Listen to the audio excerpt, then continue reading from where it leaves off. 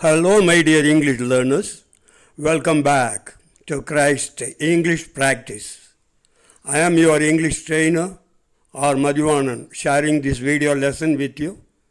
In this video, we are going to learn certain சில குறிப்பிட்ட irregular action verbs, முறைசாரா செயல் வினைச்சொற்கள் சிலவற்றை நாம் கற்றுக்கொள்ளப் போகிறோம்.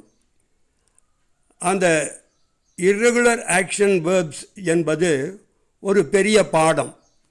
ஒரு பெரிய பாடம் என்றால் 170 verbs இருக்கு, irregular verbs இருக்கு. மொத்தமாக ஆங்கிலத்தில் ஏறத்தாழ 170 வேர்ட்ஸ் இருக்கு. அதில் ஒரே மாதிரியான ஸ்பெல்லிங் உள்ள, அதாவது present tense, past tense, past participle, நிகழ்கால வினைச்சொல், இறந்தகால வினைச்சொல், இறந்தகால வினை எச்சம் என்று சொல்லப்படும் அந்த ஒரு வினைச்சொல். ஆக இந்த மூன்றும் ஒரே ஸ்பெல்லிங் உள்ள ஒரு 18 சொற்கள் உள்ளன. அவற்றை இந்த ஒரு பாடமாக, இங்கே கொடுக்கப்பட்டுள்ள ஒரு பாடமாக நாம் இப்பொழுது கற்றுக்கொள்ளப் போகிறோம். 3 same forms of irregular action verbs, அதாவது முறைசாரா செயல் வினைச்சொற்களின் 3 ஒரே அமைப்புகள். என்னென்ன 3 ஒரே அமைப்புகள்?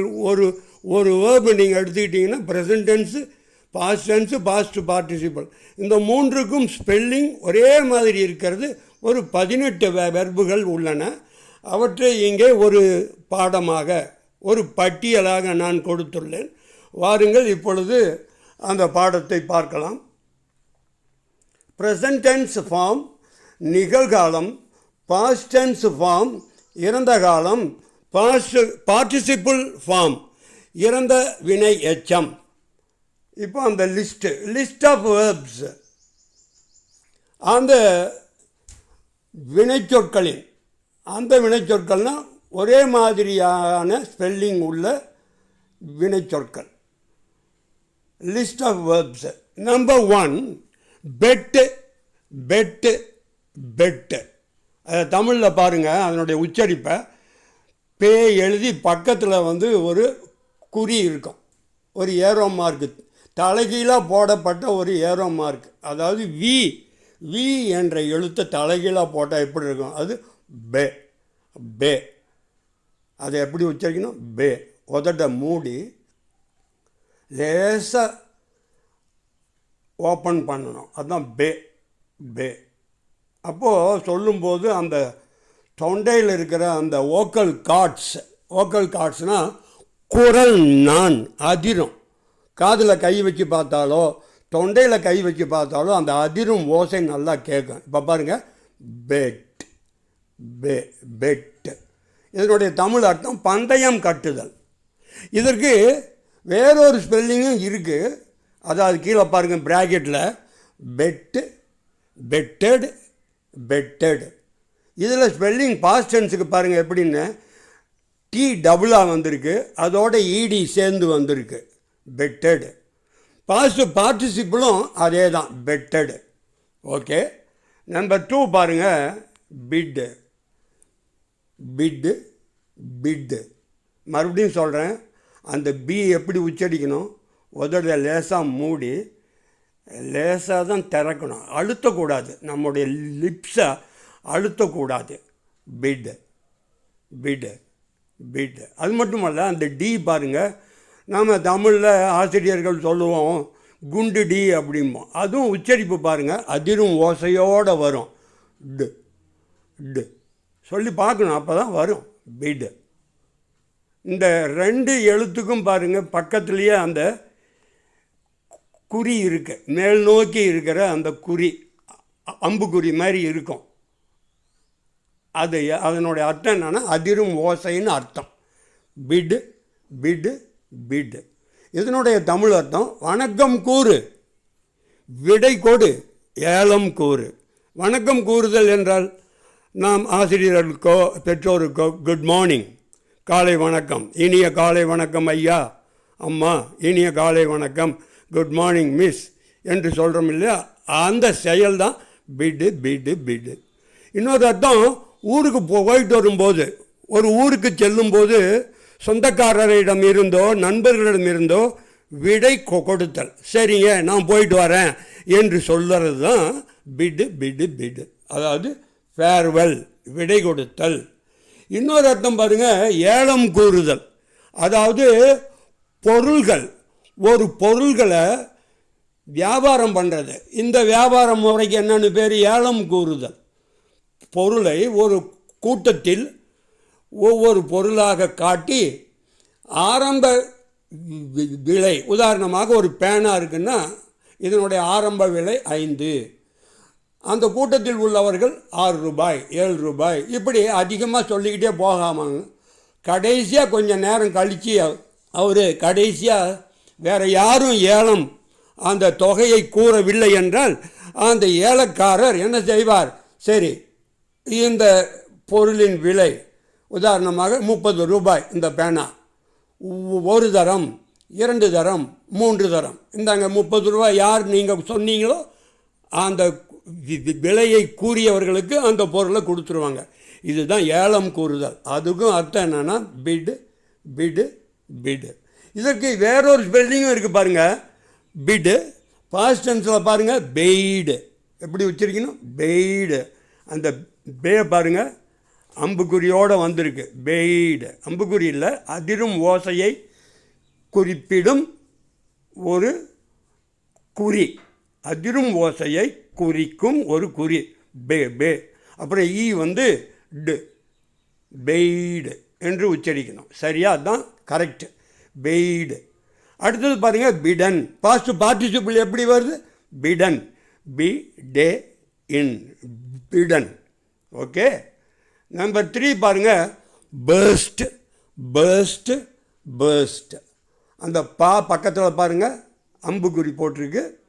அப்போ பர்ஸ்ட், வெடித்தல், வெடிக்கச் செய்தல். எதெல்லாம் வெடிக்குது? பாம் வெடிக்குது, பட்டாசு வெடிக்குது. அல்லது பாமையும் பட்டாசையும் மனிதர்களாகிய நாம் என்ன செய்கிறோம்? நெருப்பு பற்ற வச்சு அல்லது ஒரு பட்டனை தட்டி நாம் வெடிக்க வைக்கிறோம். சரி, அடுத்தது பாருங்கள், நம்பர் 4 பாருங்கள், காஸ்ட், காஸ்ட், காஸ்ட். இந்த இட்டு பாருங்கள், இட்டு நல்லா அழுத்தி சொல்லணும், ஏன்னா அது குச்சிட்டி. இட்டு, காஸ்ட், காஸ்ட், காஸ்ட். இதனுடைய மீனிங் என்ன? பொருளை போடுறது. எப்படி போடுறது? தாழ்வா, தாழ்வா கீழே போடுறது. அப்புறம் வலை வீசுதல். மீனவர்கள் வந்து மீன் பிடிக்க வலையை அப்படி பரவலாக வீசுவாங்க. அதுக்கு இன்னொரு அர்த்தம் பாருங்கள், ஓட்டு போடுதல். ஓட்டு போடுறதுக்குன்னே இந்த வார்த்தை. அதாவது ஒரு வாக்காளர் வாக்குச்சாவடிக்கு சென்று ஓட்டு போடுறது. அப்போல்லாம் பெரிய பெட்டியில் வந்து காகிதமாக இருக்குது அந்த ஓட்டு. இப்போல்லாம் கம்ப்யூட்டரில் நாம் ஓட்டு போடுறோம். Cost, cost, cost. ஓகே. அடுத்தது பாருங்கள், நம்பர் 5 பாருங்கள், சிஓஎஸ்டி. முதல்ல பார்த்தது நம்பர் 4ல் பார்த்தது சிஏஎஸ்டி, இப்போ பார்க்குறது சிஓஎஸ்டி. இதனுடைய அர்த்தம் ரொம்ப முக்கியமான ஒரு வார்த்தை, செலவாகுதல், விலையாகுதல். செலவாகுதல், விலையாகுதல். ஒரு பொருளை போய் கடையில், ஏங்க இது எவ்வளோ காஸ்ட் ஆகுது அப்படின்னா இது என்ன விலையாகுது. இன்னொரு இடத்துல இன்னொரு சூழ்நிலையில் இந்த வீடு கட்டுறதுக்கு எவ்வளோ காஸ்ட் ஆச்சுன்னா எவ்வளவு செலவாச்சு. சரி, இந்த ஃபேன் ரிப்பேர் பண்ணுறதுக்கு எவ்வளவு காஸ்ட் ஆகும். சரி, அடுத்தது பாருங்கள், நம்பர் 6 கட்டு, கட்டு, கட்டு, வெட்டுதல். சியூடி, அதை காணு தான் உச்சரிக்கணும். சியூடி, கட், கட், கட், வெட்டுதல், நறுக்குதல். நம்பர் 7 பாருங்கள், ஹிட்டு, ஹிட்டு, ஹிட்டு. ஹிட்டு அந்த வடமொழி எழுத்து ஹா போட்டு அதை ஹீ மேலே சொல்லிச்சிருக்கு, ஹீ மேலே கொம்பு போட்டிருக்கு. ஹிட்டு அடித்தல், மோதுதல், பாதித்தல். இதுவும் ஒரு சின்ன வார்த்தைனாலும் இது ரொம்ப முக்கியமான வார்த்தை. இப்போ நம்ம பேட்டை எடுத்து என்ன பண்ணுறோம்? பந்தை ஹிட்டு பண்ணுறோம்.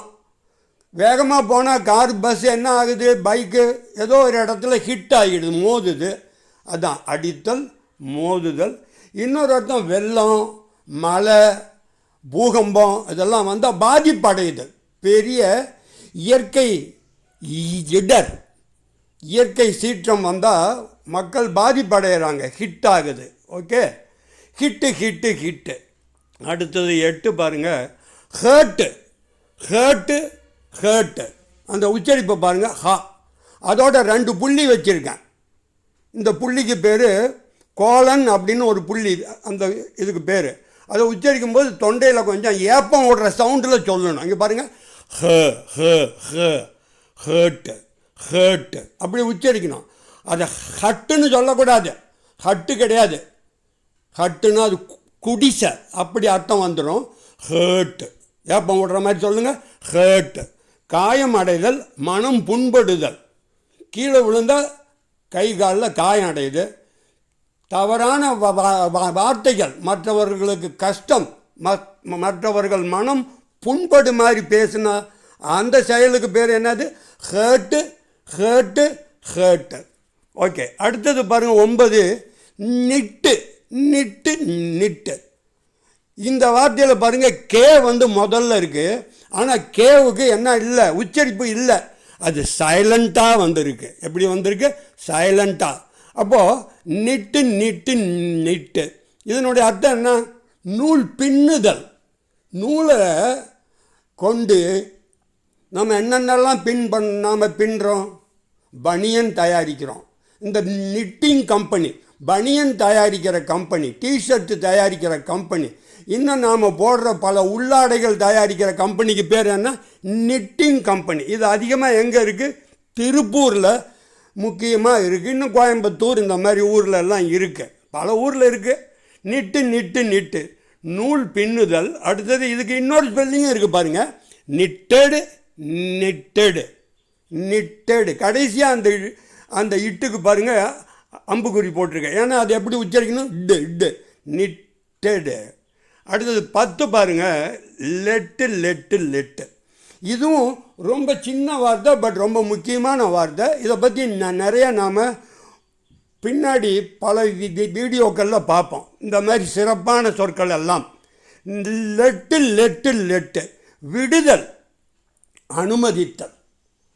ஒன்றை அல்லது ஒருவரை சரி போகட்டும் அப்படின்னு நாம் அனுமதி கொடுக்கறதுக்கு பேர் விடுதல், அனுமதித்தல். சரி, அடுத்தது 11 பாருங்கள், புட்டு. என்ன அர்த்தம், புட் அழுத்தி சொல்லணும். 2 உதடு இருக்கே, நல்லா அழுத்தி டக்குன்னு சொல்லணும். காற்றை வேகமாக வெளியே விடணும். பு அப்படி துப்புற மாதிரி புட். பொருளை வைத்தல், போடுதல். இன்னொரு அர்த்தம், சிறப்பான அர்த்தம், எழுதுதல். பொருளை, ஒரு புத்தகத்தை டேபிள் மேலே வைக்கிறது. அப்போ என்ன சொல்லணும், புட். காஃபியில் சர்க்கரை கொஞ்சம் போடணும். அப்போ என்ன சொல்லணும், put some sugar in the coffee. புட்டுன்னா அந்த மாதிரி சின்ன பொருளை ஒன்றுக்குள்ளே அல்லது ஒன்றின் மேலே வைக்கிறது, போடுதலுக்கு பேர் புட். இன்னொரு அர்த்தம், புட்டுனா நோட், எழுதுதல். எதை எழுதுறது, சிறு குறிப்பு, தேதி, நாள். இதெல்லாம் மார்ஜினில் ஆசிரியர் சொல்லுவார், கண்ணுங்களா, put the date in the margin. Margin அந்த கோட்டுக்குள்ள தேதியை எழுதுங்கிறத எப்படி சொல்லுவார், புட். இதுவும் ஒரு சிறப்பான வார்த்தை. இதை நாம் மீண்டும் நல்லா நாம் இந்த ஃப்ரேசல் வெர்புங்கிற வார்த்தையிலெல்லாம் நம்ம பார்ப்போம். ஃப்ரேசல் வெர்பு அதை பற்றி தனியாக ஒரு வீடியோ பார்ப்போம். அடுத்தது 12 பாருங்கள், குயிட். இதை உச்சரிக்கும் போது கொஞ்சம் சிரமமாக இருக்கும். அந்த கியூ வந்து இக்கு சவுண்டில் வருது, அப்புறம் அதை வீன்னு உச்சரிக்கணும், அப்புறம் இட்டு. குயிட். இது உடனே வராது. ஒரு 4-5 முறை சொல்லி பாருங்கள் என்னோட. குயிட். சரி, இதுக்கு அர்த்தம் என்னென்னா வெளியேறுதல். ஒரு இடத்த விட்டு வெளியே போகிறது, ஒரு வேலையை விட்டு வேறு வேலைக்கு போகுதல், ஒரு கெட்ட பழக்கம், ஸ்மோக்கிங், ட்ரிங்கிங், இது போன்ற கெட்ட பழக்கத்தில் இருந்து வெளியேறுதல், ஒரு இடத்தை விட்டு வெளியேறுதல், ஒரு வேலையை விட்டு வெளியேறுதல், ஒரு தீய பழக்கத்தில் இருந்து வெளியேறுதல் அப்படின்னா கைவிடுதல். நம்பர் 13 பாருங்கள், writ writ writ writ writ writ. அந்த இட்டு சொல்லும்போது அதிரும் ஓசையோடு சொல்லணும். ரிட்டு ரிட்டு இதனுடைய அர்த்தம் தவிர்த்தல், விடுதல். அதாவது ஒரு பொருளையோ ஒன்றையோ ஒரு பழக்கத்தையோ கைவிடுதல், தவிர்த்தல், செய்யாமல் இருத்தல், அதுதான் ரிட்டு ரிட்டு ரிட்டு. தீய பழக்கம், ஸ்மோக்கிங், ட்ரிங்கிங். இன்னும் வேறு யாராவது நமக்கு பிடிக்காதவங்களை சந்தித்தா அவங்ககிட்ட இருந்து நாம் வேகமாக வந்துடுறோம் பார்த்தீங்களா, அதெல்லாம் தான் ரிட்டு. சரி, அடுத்தது 14 பாருங்கள். இதுவும் ஒரு சின்ன வார்த்தை, பட் ரொம்ப பயனுள்ள வார்த்தை. Set set set. இதெல்லாம் இந்த ஃப்ரேசல் வெர்புங்கிற அந்த பாடத்தில் வரும். அது ஒரு தனி வீடியோவை நான் உங்களுக்கு தர்றேன். செட்டு செட்டு செட்டு, அமைத்தல். எதை செட் பண்ணுறோம்? ஒரு மேடை அமைக்கிறோம். ஒரு கேள்வித்தாள், ஆசிரியர் என்ன செட் பண்ணுறாரு? ஒரு கேள்வித்தாள் அமைக்கிறாரு. கொஸ்டின் பேப்பர் செட் பண்ணுறாரு. ஒரு நாடக கம்பெனி மேடையை செட் பண்ணுறாங்க. இன்னும் இது மாதிரி நிறைய செட் பண்ணுறதெல்லாம் இருக்குது. நாம் போனோம்னா ஒரு ஒரு நிகழ்ச்சிக்கு நாம் ஏற்பாடு பண்ணால் வர்றவங்களுக்கு, கெஸ்ட்டுங்களுக்கு சேர்லாம் போட்டு ஸ்டேஜை செட் பண்ணுறது, இதெல்லாம் ஓகே. அடுத்தது இன்னொரு அர்த்தம் இருக்குது அதுக்கு, சூரியன் மறைதல். அந்த அர்த்தம் நான் இங்கே கொடுக்காமல் விட்டுட்டேன், அதையும் கொஞ்சம் சொல்லிடலாம். சன் செட் ஆகுதுன்னா என்ன அர்த்தம்? சூரியன் மாலை நேரத்தில் மறைந்து போகுதல். அப்போது சூரியன் மறைந்ததுக்கு பிறகு இரவு வரும். சரி, அந்த அர்த்தமும் நாம் இதில் சேர்த்திக்கணும். அடுத்தது பாருங்கள், 15 ஸ்லிட்டு ஸ்லிட்டு ஸ்லிட்டு ஸ்லிட்டு, குத்தி கிழிக்கிறது. எப்படி குத்தி கிழிக்கிறது? உதாரணத்துக்கு ஒரு கத்தி எடுத்து ஒரு காகிதம், ஒரு பேப்பரு, இதெல்லாம் நாம் அப்படி அதை உள்ள அந்த கத்தி கூர்மையான பாகத்தை அதுக்குள்ளே செலுத்தி நாம் என்ன பண்ணுறோம்? கிழிக்கிறது. ஒரு கவர், உதாரணமாக ஒரு ப்ரௌன் கவர் இருக்குது, அதை நாம் எப்படி உள்ளே இருக்கிறத எப்படி பார்க்குறதுக்கு என்ன பண்ணணும்? ஒரு நைஃப் எடுத்து லேசாக ஒரு மூலையில் ஸ்லிட்டு பண்ணும், ஒரு குத்தி அதை கிழிக்கிறது. சரி, 16 பாருங்கள், ஷட்டு ஷட்டு ஷட்டு ஷட்டு. வடமொழி எழுத்து ஷா ஷா. நாக்க உள்புறமாக மடித்து அதை உச்சரிக்க வேண்டும். ஷட்டு இதனுடைய அர்த்தம் என்ன? மூடுதல். எதெல்லாம் மூடுறோம்?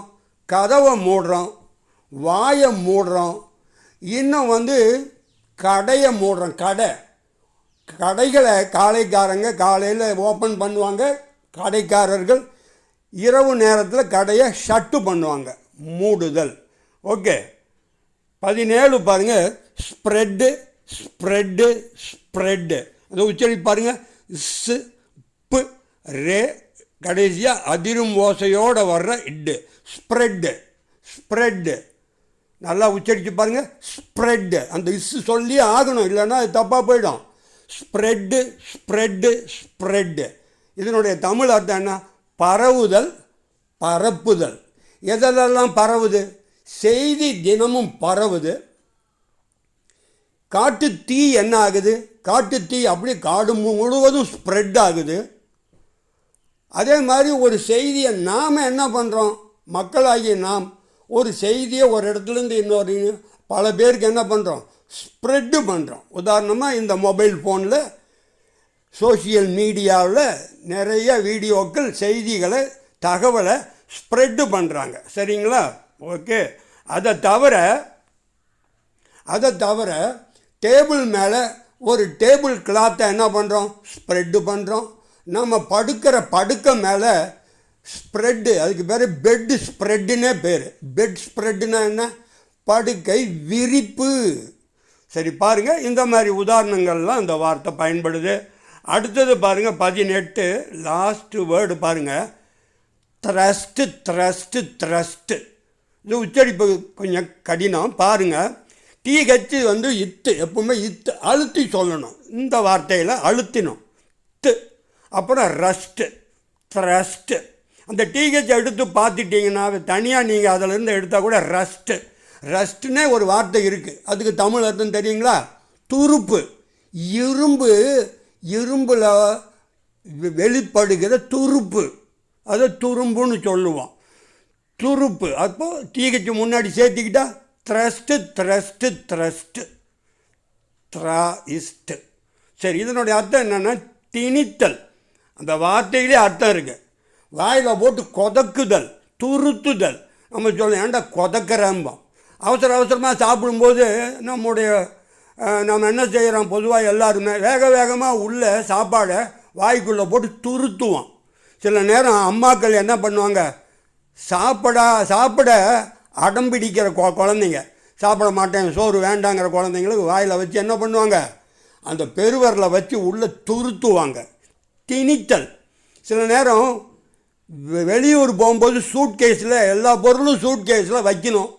கடைசியாக ஒரு துண்டு, ஒரு டவல், ஒரு டோட்டி, ஒரு பேண்ட்டோ சட்டையோ உள்ளே வைக்கணும்னா அதுக்குள்ளே போட்டு அந்த சூட்கேஸுக்குள்ளே என்ன பண்ணுவோம், ஒரு துருத்துவோம், அழுத்துவோம். அதுக்கு பேர் தான் என்ன சொல்கிறது, த்ரஸ்ட்டு.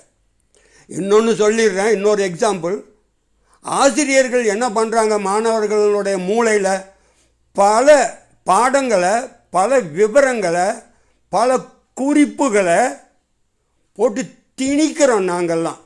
என்ன காரணம், அதன் மூலமாவது மாணவர்கள் மனசில் நல்லா பதியும் என்ற ஒரு நம்பிக்கையோட. Okay my dear English learners, that's it for this video. Thanks for watching the video. Wish you good luck with your English practice. Goodbye.